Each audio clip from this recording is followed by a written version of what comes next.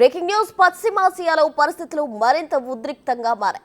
హజ్బుల్లా స్థావరాలే లక్ష్యంగా లెబనాన్పై ఇజ్రాయెల్ దాడులు చేస్తున్న సమయంలో ఇరాన్ కూడా రంగంలోకి దిగింది. క్షిపణి దాడులతో ఇజ్రాయెల్పై ఇరాన్ ప్రత్యక్ష దాడికి దిగింది. ఈ విషయాన్ని ఇజ్రాయెల్ అధికారులు ధృవీకరించారు.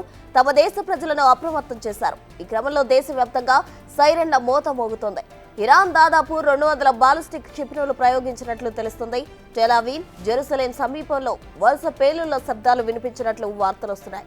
వెంటనే అప్రమత్తమైన ఐరన్ డోమ్ వంటి సాంకేతిక వ్యవస్థలు క్షిపణులను దీటుగా ఎదుర్కొంటున్నట్లు సమాచారం.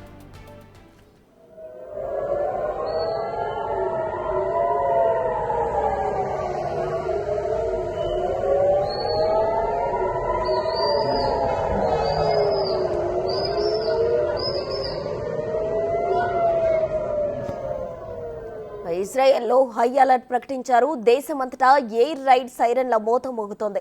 Ballistic క్షిపణిని Iran ప్రయోగించింది. ఏకకాలంలో 200 బాలిస్టిక్ క్షిపణులు ప్రయోగించడంతో భయానక వాతావరణం నెలకొంది. ప్రజలంతా షెల్టర్లోకి వెళ్లాలని ఆదేశాలు జారీ చేశారు. ఇరాన్ దాడిపై ముందే అమెరికా హెచ్చరించింది.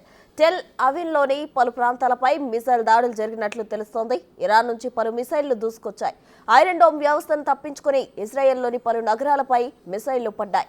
ఏకకాలంలో పెద్ద సంఖ్యలో మిసైళ్ల దాడితో పదుల సంఖ్యలో మృతి చెందగా ఘటనలు పలు భవనాలు ధ్వంసమయ్యాయి.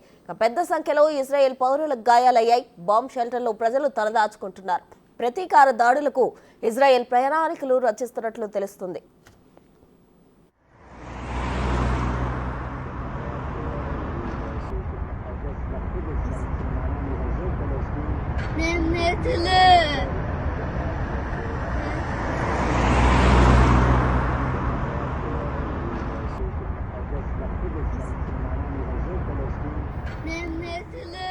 జూలైలో టెహ్రాన్లో ఉన్న హమాస్ నేత ఇస్మాయిల్ హనియే బాంబు దాడిలో ప్రాణాలు కోల్పోయారు.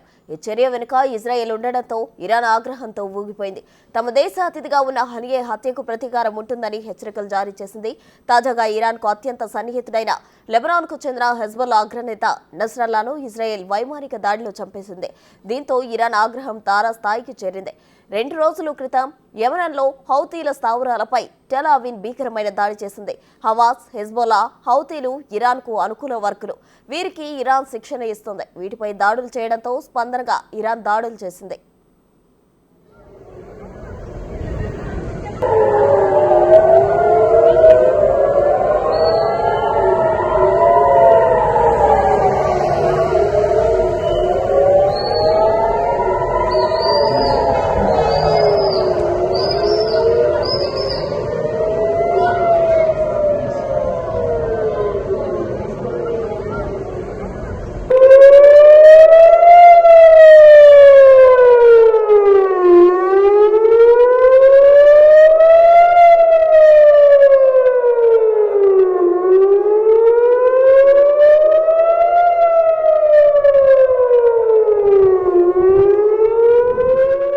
ఇజ్రాయెల్పై ఇరాన్ క్షిపణుల దాడి వేళ అమెరికా అధ్యక్షుడు జో బైడెన్ స్పందించారు. ఇజ్రాయెల్కు అండగా నిలిచేందుకు పశ్చిమాసియాలోని అమెరికా బలగాలు రక్షించేందుకు సిద్ధంగా ఉన్నట్లు ప్రకటించారు.